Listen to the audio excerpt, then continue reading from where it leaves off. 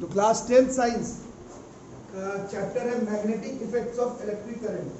तो फिजिक्स में सब हो गया एक्चुअली में उल्टा पुल्टा। जैसे पहले अगर हम लोग करंट इलेक्ट्रिसिटी से स्टार्ट करते तो second chapter magnetic effects of electric current पढ़ते, और अगर पीछे से स्टार्ट करते, अगर उल्टा स्टार्ट करते तो पहले अगर ऑप्टिक्स पहला चैप्टर होता तो दूसरा chapter human I and colourful world होता। देखा ही हो सिलेबस तुम लोग को। अगर इलेक्ट्रिक करंट पढ़ते तो दूसरा चैप्टर मैग्नेटिक होता, और अगर लाइट पहला चैप्टर पढ़ते तो दूसरा chapter human I and colourful world होता।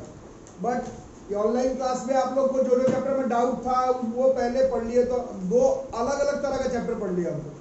इधर से पढ़ लिए करंट इलेक्ट्रिसिटी और इधर से पढ़ लिया ऑप्टिक्स, जबकि दोनों का जो क्या बोलते हैं उसको तुम लोग कंटिन्यूड वाला चैप्टर है वो फिर थोड़ा आगे पीछे हो गए। ये चैप्टर इलेक्ट्रिक करंट के बाद था, हमने पहले लाइट पढ़ लिया, बट नाम से ही पता चल रहा है this is magnetic effects of electric current. ये इलेक्ट्रिक करंट का कंटिन्यूएशन चैप्टर था, मतलब एक्चुअली में इलेक्ट्रिक करंट के बाद हमको ये चैप्टर पढ़ना था, या फिर आपका सिलेबस भी कुछ डिजाइन बनाया इसी तरह से था कि जो इलेक्ट्रिक करंट पढ़ लिया वो उसका अगला चैप्टर पढ़ेगा magnetic effect of electric. But चलो जैसे भी हो, तो आप लोग एक काम कर लेंगे, अगर करंट इलेक्ट्रिसिटी क्लियर नहीं है तो पहले उसका क्लियर कर लेना। चैप्टर का नाम ही दिख रहा है, चैप्टर का नाम मैग्नेटिक्स नहीं है, चैप्टर का नाम ही magnetic effect of electric current है। तो करंट वगैरह ट्राई करना कि पहले क्लियर है, ठीक है। बाकी फिजिक्स का सबसे बढ़िया चैप्टर है ओवरऑल। जैसे ये चीज शायद आप लोग पहली बार कौन से क्लास में पढ़े, मैग्नेटिक्स 6th क्लास से लेकर के जब तक फिजिक्स के साथ कनेक्टेड रहोगे, जब तक भी तुम रहो, ये चैप्टर तुमको पढ़ना ही है। आउटस्टैंडिंग चैप्टर है, बहुत ध्यान से पढ़ना होगा। 10th में वी कैन से कि 10th क्लास में इस चैप्टर में न्यूमेरिकल पोर्शन नहीं है। 10th क्लास में ये आपको थोड़ा कंसेप्चुअल थ्योरेटिकल समझाने वाला चैप्टर भी है। न्यूमेरिकल वाला पोर्शन 10th के मैग्नेटिक्स में नहीं है, 12th के मैग्नेटिक्स में, ठीक है। हम लोग अब पढ़ते हैं इस चैप्टर को। सबसे पहले इसका इंट्रोडक्शन लेते हैं कि आखिर करना क्या है इस चैप्टर। तो उसके लिए क्लास 8th में या फिर 6th में, पता नहीं कब आपने ये किया था, तो इसको थोड़ा सा बताएंगे मेरे को कि यहाँ पर एक मिलेंगे हम लोग आयरन का नेल। क्या लेना है, अरे बोल भाई, ये आयरन का नेल है, ठीक है, आयरन का नेल, दिस इज आयरन का नेल। और अगल बगल बहुत सारा छोटा छोटा छोटा आयरन का फिलिंग्स ले रहे हैं। दिस इज आवर आयरन का फिलिंग्स है छोटा छोटा। ये आयरन का नेल है और ये बगल में बहुत सारा छोटा छोटा छोटा छोटा आयरन का फिलिंग्स है। आयरन का नेल में ये आयरन का फिलिंग चिपकेगा क्या? कॉमन सेंस से बताना, अभी तो चैप्टर स्टार्ट ही नहीं हुआ, अपना कॉमन सेंस से चिपकेगा क्या? आयरन के बगल में आयरन चिपकेगा क्या? नहीं चिपकेगा। अरे बोलते हो ना नहीं चिपकेगा, नहीं चिपकेगा। बट अब आगे बताना, इसी आयरन के नेल पर तार, नंगा तार बांधेंगे और करंट पास करवाएंगे, करंट पास करवाएंगे, करंट पास करवाएंगे इसी आयरन के नेल पर, इसी आयरन के नेल पर, इसी आयरन के नेल पर करंट पास करवाएंगे, ठीक है। तो बताओ थोड़ी देर के बाद क्या होगा? ये नंगा तार है, इसमें करंट पास कर रहा है, अब बताओ क्या होगा? अब थोड़ी देर के बाद अगर बहुत नजदीक हुआ तो ये आयरन का फिलिंग्स इसमें क्या हो जाएगा? ये आयरन का फिलिंग्स जो है वो इसमें चिपकने लगेगा। बहुत छोटे क्लास में हमने पढ़ा है या फिर देखा भी है, आयरन का फिलिंग्स चिपकता किस पर है, क्यों है? मैग्नेट पर, या फिर मैग्नेटिक इफेक्ट के वजह से। यहाँ पर दूर दूर तक मेरे पास कोई भी मैग्नेट नहीं नजर आ रहा। इस एग्जाम्पल में आप लोग खुद बोले चिपकेगा, इस एग्जाम्पल में दूर दूर पर कहीं पर भी मैग्नेट नहीं है, फिर भी आप बोल रहे हैं कि इसमें आयरन का जो छोटा छोटा फिलिंग्स है ये जा करके चिपक जाएगा। इसका मतलब है यहाँ पर मैग्नेटिक इफेक्ट प्रोड्यूस हो रहा है। और क्यों हुआ? पहले केस में तो आप लोग बोले नहीं चिपकेगा, दूसरे केस में आप लोग बोले चिपक जाएगा। क्यों चिपका? सिर्फ एक चीज का अंतर था। किस चीज का? इलेक्ट्रिक करंट का खेल था। यही हमें पढ़ना है इस चैप्टर में। This is magnetic effects of electric current. Magnet के बारे में नहीं पढ़ना है। वैसे आप लोग में से कुछ लोग अबव एवरेज है, इतना तो मालूम है कि नहीं पढ़ना है। नहीं, अब चैप्टर ही है तो थोड़ा बहुत तो मैग्नेट के बारे में पढ़ोगे ही। बट चैप्टर का जो कंट्रीब्यूशन है फिजिक्स के फील्ड में, 10th में बोलो चाहे 12th में बोलो, या फिर आप करियर में अगर आगे बढ़ेंगे उस लिहाजे से बोलो, तो मैग्नेट का क्या पढ़ोगे? मैग्नेट का कोई काम नहीं है। चैप्टर जो है थ्रू आउट आपके साइंस में हेल्प करेगा। Magnetic effect of electric current, this effect is known as magnetic effect of electric current, ठीक है। ये क्लियर है? तो डाउट इसमें किसी को? अब आगे देखना, इसको फिर समझना, क्योंकि ये कनेक्टेड है, यही से चैप्टर स्टार्ट है, ठीक है। अगर ये समझ गए तो अगला वाला देखना और अपना बुक निकाल लो, अपना किताब निकालो एनसीईआरटी का, page number 222, 222, page number 222, page number 222 का figure 13.1, page number 222 figure 13.1, page number 222 figure 13.1, activity भी 13.1 ही है, फिगर भी 13.1 ही है और एक्टिविटी भी शायद 13.1 है। उसको आप लोग देखेंगे, एक बार देख लो। जितना बढ़िया से किताब में बनाया उतना बढ़िया से तो मैं नहीं बना रहा हूँ, मैं एक रफ डायग्राम बना रहा हूँ, बट किताब में तो आपका बहुत ही अच्छे से साफ सुथरा बनाया हुआ है। इसको आप लोग देख रहे हैं, ये किताब में देखो अपना डायग्राम। दुनिया के सबसे महानतम साइंटिस्ट में से एक, one of the leading scientist of all time, Hans Christian Oersted, नीचे दिख भी रहा होगा उनके बारे में, अगर थोड़ा सा पढ़ भी लेंगे हैंस क्रिश्चियन ओरिएस्टेड के बारे में, दिख रहा होगा नीचे, उन्हीं का स्टोरी दिया हुआ ना।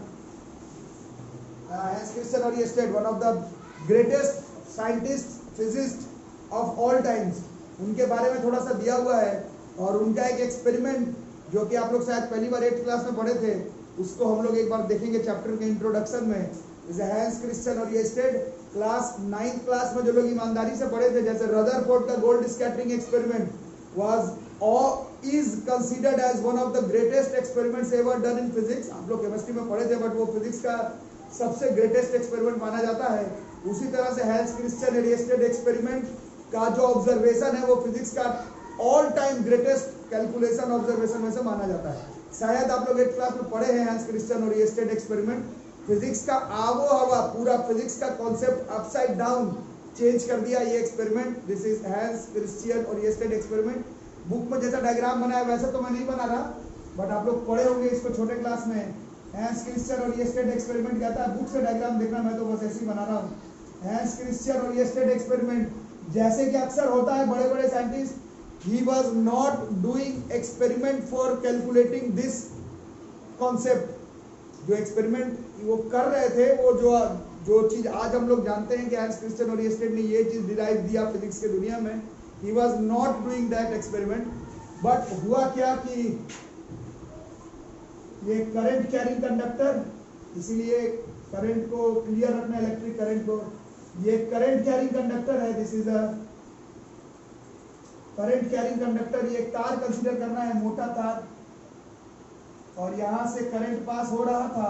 बुक में भी डायग्राम दिया हुआ आप लोगों को, आप लोग देख सकते हैं। बुक में जो डायग्राम दिया हुआ है, एक्सपेरिमेंट तुमको खुद से करने के लिए बोल रहा है, बट एक्चुअली में लाइक इसी तरह से कुछ था। और इस तार के बगल में वहां पर एक मैग्नेटिक निडल प्लेस्ड था। क्या प्लेस था? Magnetic needle. अरे समझ में, मैग्नेटिक निडल प्लेस था, या फिर अभी आप लोग नहीं भी कभी सुने हैं तो मालूम होना चाहिए। पर मैग्नेटिक निडल वाज प्लेस्ड, एक मोटा करंट कैरिंग कंडक्टर था। करंट कैरिंग कंडक्टर मतलब उसमें से करंट बह रहा था। इस एक्सपेरिमेंट के पहले तक साइंस का एक बेसिक रूल मोटा मोटी सबको मालूम था, जो कि आप लोग पिछले चैप्टर में भी पढ़े हैं, कि करंट कैरिंग कंडक्टर अपने आसपास बनाता है इलेक्ट्रिक फील्ड। ये हमें पहले से मालूम, कॉमन सेंस है। करंट कैरिंग कंडक्टर अपने आसपास क्या बनाएगा भाई? तो इलेक्ट्रिक फील्ड बनाएगा। बट जब यहाँ पर निडल रखा हुआ था, मैग्नेटिक निडल, और हैंस क्रिश्चियन ओरिएस्टेड ने देखा कि जैसे ही इस करंट कैरिंग कंडक्टर से करंट पास कर रहा था, तो ये जो निडल है, that needle started deflecting.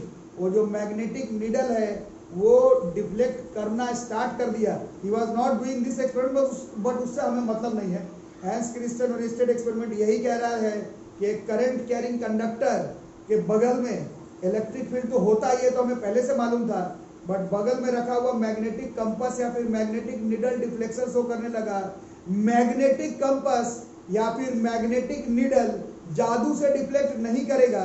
Magnetic compass या फिर मैग्नेटिक निडल को डिफ्लेक्ट करवाने के लिए अगल बगल क्या होना चाहिए? या तो मैग्नेट या फिर कोई ऐसा जो मैग्नेटिक फील्ड या फिर मैग्नेटिक इफेक्ट प्रोड्यूस कर रहा हो। यहाँ पर दूर दूर तक हमें बार मैग्नेट नहीं दिख रहा था, बट वो निडल डिफ्लेक्ट कर रहा था। इस एक्सपेरिमेंट से हमें ये मालूम चला, इसी को ही हम लोग हैंस क्रिश्चियन ओरिएस्टेड एक्सपेरिमेंट कहते हैं।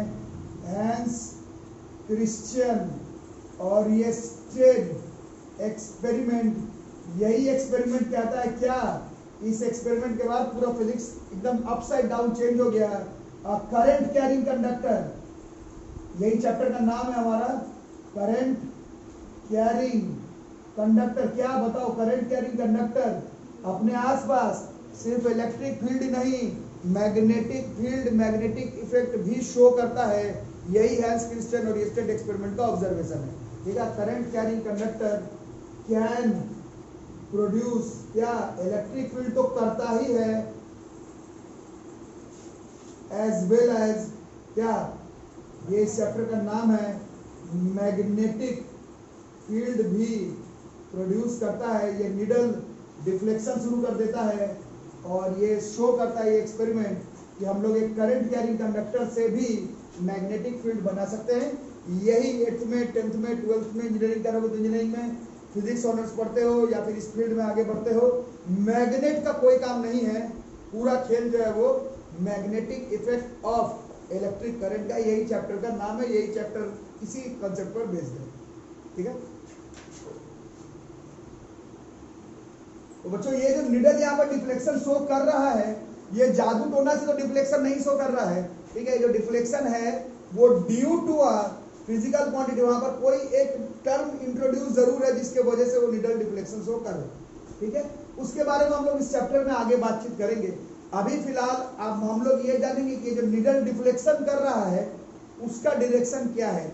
ये जो निडल जो डिफ्लेक्शन शो कर रहा है वो किस तरफ डिफ्लेक्ट करेगा, ये निडल किस तरफ डिफ्लेक्ट कर रहा है। ये इस निडल का डिफ्लेक्शन पता लगाने के लिए बहुत सारा रूल रेगुलेशन दिया गया।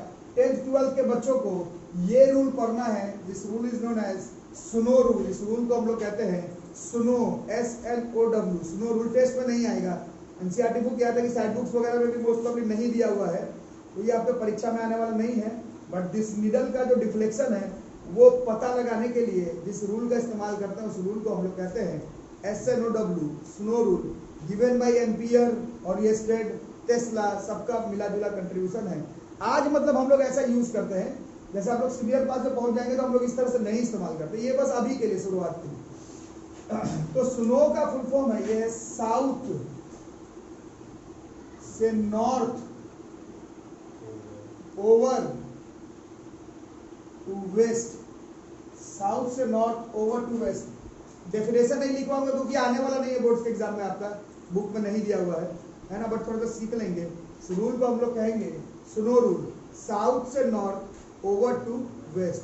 उसके लिए देखो ये एक मैग्नेटिक नीडल है या फिर मैग्नेटिक कंपास। ये कौन सा पोल है इसका, ये है इसका साउथ पोल, मतलब मान लेते हैं इसे, और ये वाला क्या है इसका नॉर्थ पोल। ठीक है, इसमें इस तरह से देखना है कि अगर करंट का डायरेक्शन, करंट किस पे बह रहा है, कंडक्टर पे, वायर पे, अगर करंट का डायरेक्शन वायर में कुछ ऐसा था कि वो निडल के लिए साउथ से नॉर्थ अगर करंट का डायरेक्शन करंट कैरिंग कंडक्टर में कुछ ऐसा था कि वो निडल के लिए साउथ से नॉर्थ के तरफ है, तो इस निडल का जो डिफ्लेक्शन होगा that will be deflection over to west. इसका वेस्ट किधर होगा, वैसे इसका वेस्ट इस तरफ होगा, है ना। तो इसका निडल का डिफ्लेक्शन किस तरह से होगा, इसका निडल का डिफ्लेक्शन कुछ इस तरह से होगा, इसका निडल का डिफ्लेक्शन कुछ इस तरह से होगा। साइंटिस्ट उस समय के कंफर्म के कि ऐसा तो नहीं कभी कुछ हो रहा है, तो करंट का डायरेक्शन उल्टा कर करके चेक करने का ट्राई किया गया। बट ये बच्चे अक्सर पूछते करंट का डायरेक्शन कैसे चेंज होगा। करंट तो हम लोग पिछले चैप्टर में पढ़े हो, तो तुम पॉजिटिव टर्मिनल ऑफ बैटरी से निगेटिव टर्मिनल ऑफ बैटरी की तरफ ही ले जाओगे ना। करंट कैसे तुम्हारे चाहने से थोड़ी निगेटिव से पॉजिटिव चल देगा, है ना। तो इस एक्सपेरिमेंट को कई बार किया गया और ऐसा देखा गया कि अगर करंट निडल के साउथ से नॉर्थ की तरफ जाता है तो उसका डिफ्लेक्शन किस तरफ होता है, वेस्ट के तरफ होता है। This rule is known as SNOW, सुनो रूल। परीक्षा में नहीं आएगा बट शुरुआत में ये कॉन्सेप्ट बनाया गया। ठीक है, इसी रूल को एम्पियर ने एक दूसरे नाम से दिया, known as Ampere's swimming rule. इसी को हम लोग कहते हैं एम्पियर्स स्विमिंग रूल। चैप्टर में थोड़ा मन लगाना, मतलब ये परीक्षा में नहीं आने वाला पर ये जानना है। एम्पियर स्विमिंग रूल, इस रूल का भी इस्तेमाल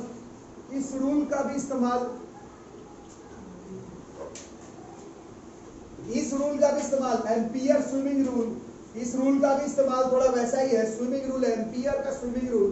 एम्पियर का स्विमिंग रूल ये जो है, इसको एक स्विमर समझ लो, इसको एक स्विमर समझ लो। ये अजीब सा स्विमर बन रहा है, और इसको तुम अभी के लिए स्विमर समझ लो। और इस क्या आ रहा था यहाँ पर, इलेक्ट्रिक करंट, तो इसको पानी का करंट समझ लो। वाटर करंट होता है ना, मैथ्स में आप लोग पढ़ते हैं, वाटर का करंट। तो ये मछली नहीं है, ये स्विमर है, ठीक है, ये स्विमर है। अब पानी का बह रहा है तो पानी के पास करंट है, अगर ये अपना हाथ नहीं चलाएगा तो डूब जाएगा, है ना। तो इसका बायां हाथ, लेफ्ट हैंड जिस तरफ चलाएगा, बायां हाथ जिस डायरेक्शन में चलाएगा, ये निडल उसी तरह से डिफ्लेक्शन शो करता है। This rule is known as Ampere's swimming rule, और या फिर यही वाला है स्नो रूल भी यही है। दिस इज आवर साउथ से north over to west, snow rule भी यही है। टेस्ट में नहीं आएगा, और आज के डेट पे हमारे पास अलग अलग टेक्निक है इसका डायरेक्शन पता लगाने का। बट उस समय पर हम लोग, मतलब अभी भी अगर बिल्कुल स्ट्रेट करंट कैरिंग कंडक्टर है और बगल में एक निडले का डिफ्लेक्शन पता लगाना है, तो आज भी हम लोग स्नो रूल या फिर एम्पियर स्विमिंग रूल का यूज करते हैं। जैसे आसान है, फट से लग जाता है तो उतना दिमाग कौन लगाए। This is ampere swimming rule and snow rule, ठीक है। तो यहाँ पर हम लोग एक फिजिकल क्वांटिटी इंट्रोड्यूस करेंगे जिसके वजह से इस निडल पे डिफ्लेक्शन हो रहा है, या फिर जिसके वजह से ये पूरा चैप्टर जो है वो बेस्ड है, ठीक है। उसके बारे में थोड़ी सी हम लोग बातचीत करेंगे। तो बता दूं, तो एक फिजिकल क्वांटिटी है जो कि इस चैप्टर का बेस है। दिस इज स्ट्रेंथ, ऐसे तो मैग्नेटिक फील्ड ही बोलते हैं, but physical quantity is strength of magnetic field, यही स्ट्रेंथ है, स्ट्रेंथ ऑफ मैग्नेटिक फील्ड। ये एक फिजिकल क्वांटिटी है और इट इज डिनोटेड बाय, इसको हम लोग फिजिक्स में बी से डिनोट करते हैं। किससे डिनोट करेंगे, बी से, डिनोटेड बाय कैपिटल बी। यही है स्ट्रेंथ ऑफ मैग्नेटिक फील्ड। ये हाँ, वो तो वेक्टर का साइन है, एरो मार्क की बात नहीं है। It is denoted by B, ठीक है। हाँ, this is strength of magnetic field. और बच्चे क्लास में बता रहे, this is also known as magnetic field intensity. Magnetic field का इंटेंसिटी भी इसी से करते हैं। फिजिकल क्वांटिटी है, फिजिकल क्वांटिटी का मतलब इसका कुछ फॉर्मूला होगा, इसका कुछ एप्लीकेशन होगा, इसका कुछ डायरेक्शन होगा, बट टेंथ में नहीं है, ठीक है। तो जानना है कि यही है जिसके वजह से ये सब हो रहा है, बट इसका कोई न्यूमेरिकल वगैरह आपके क्लास में नहीं है। हाँ, कुछ बच्चा बता रहे स्केलिंग मल्होत्रा टीएमएच में कुछ क्वेश्चन है, तो हम लोग भी कुछ ऐसे समझने के लिए कर लेंगे। नहीं तो बिना न्यूमेरिकल के फिजिक्स पढ़ाना थोड़ा बोर टाइप का बने, तुमको उतना मजा नहीं आएगा। थोड़ा बहुत मैं बता दूंगा, बट ऐसे सिलेबस में नहीं है आपका, ठीक है। और ये दुनिया का सबसे फेमस वेक्टर क्वांटिटी फोर्स के साथ ये भी है। It is a very famous, it is a vector quantity. Class 9th में हम लोग पढ़े थे वेक्टर क्वांटिटी। मैग्नीट्यूड का भी काम है बच्चों, और डायरेक्शन का भी काम है। It's a very famous physical vector quantity. Strength of magnetic field जो है वो एक वेक्टर क्वांटिटी है, ठीक है। Strength of magnetic field is a vector quantity, ठीक है। और कुछ लोग बता रहे वेक्टर, 9th में हम लोग पढ़े थे, वेक्टर को शो करने के लिए ऐसे एरो मार्क भी शो किया जाता है। वो सिर्फ बी पर नहीं, कोई भी वेक्टर क्वांटिटी को शो करने के लिए उस फिजिकल क्वांटिटी को लिख करके एरो मार्क लगाते हैं। तो ऐसे लिखना है तो आप ऐसे लिख सकते हैं, ये एक वेक्टर क्वांटिटी है, ठीक है। इसका कुछ छोटा यूनिट भी है, सीजीएस या फिर स्मॉलर यूनिट कह सकते हैं। इट्स स्मॉलर यूनिट बहुत सारा है, उसमें एक है गॉस। स्मॉलर यूनिट है गॉस, GAUSS, ठीक है। अच्छा, ये क्यों ये टॉपिक बन रहा है कुछ लोग समझ रहे होंगे। अगर अभी तक में सिर्फ अभी तक का टॉपिक को भी अगर सोचो तो क्या था, करंट कैरिंग कंडक्टर था, उसके बगल में क्या था, एक निडल था। उस निडल में क्या होता, डिफ्लेक्शन। डिफ्लेक्शन क्यों हो रहा था, तो इसी के वजह से हो रहा था, ठीक है। पहला चीज तो ये। दूसरा, अब उस निडल को मैं थोड़ा और दूर रख दूं तो क्या होगा, डिफ्लेक्शन कम हो जाएगा। और दूर रख दूं तो होगा ही नहीं। इसका मतलब क्या हुआ कि ये मैग्नीट्यूड को इसका डिपेंड कर रहा है। मैग्नीट्यूड धीरे धीरे कम बेसी हो रहा है, मतलब ये कांस्टेंट नहीं कि आप लिख दिए आंसर आ गया, पहला चीज। दूसरा, आप अभी खास तरह से निडल का डिफ्लेक्शन पता लगाने, उसका डायरेक्शन पता लगाने के लिए तुमको एक रूल पढ़ना पड़ा। इसका मतलब है कि हर बार इसका डायरेक्शन अलग अलग तरह का आएगा। ये तो तुम एक डेफिनेट शेप का देखे, हर बार कुछ ना कुछ अलग अलग करेंगे उस निडल का या फिर उस मैग्नेटिक इफेक्ट का, उससे जो भी चीज हो रहा होगा उसका डायरेक्शन वेरी करेगा, चेंज करेगा। मैग्नीट्यूड के साथ साथ इसका डायरेक्शन का भी प्रभाव हमारे final answer, final concept, final theory, final analysis में लगेगा। ये फोर्स के साथ साथ दुनिया का सबसे फेमस वेक्टर क्वांटिटी में से है, ठीक है। और वेक्टर क्वांटिटी इसका कुछ छोटा यूनिट है गॉस, और इसका स्टैंडर्ड इंटरनेशनल यूनिट दुनिया के महानतम साइंटिस्ट के नाम पर है, one of the greatest scientist of all time के नाम पर है। This is Tesla. T, capital T से डिनोट करते हैं। ये अलग बात है, इसका कोई न्यूमेरिकली तुम्हारे क्लास में नहीं है तो शायद हमें इसका काम ही ना पड़े, बट ये मालूम होना चाहिए कि स्ट्रेंथ ऑफ मैग्नेटिक फील्ड और magnetic field intensity vector quantity है, बी से डिनोट करते हैं। स्टैंडर्ड इंटरनेशनल यूनिट टेस्ला है, छोटा यूनिट गॉस है, ठीक है। अब क्योंकि न्यूमेरिकल का काम नहीं है इसलिए इसे याद करने की जरूरत नहीं, बट फिर भी बड़ा से छोटा यूनिट हम लोग याद करते हैं। एक गॉस में 10 की पावर -4 टेस्ला ये होता है। जब थिंग्स टू रिमेंबर में अपना याद करके रखेंगे, एक गॉस में 10 की पावर -4 टेस्ला।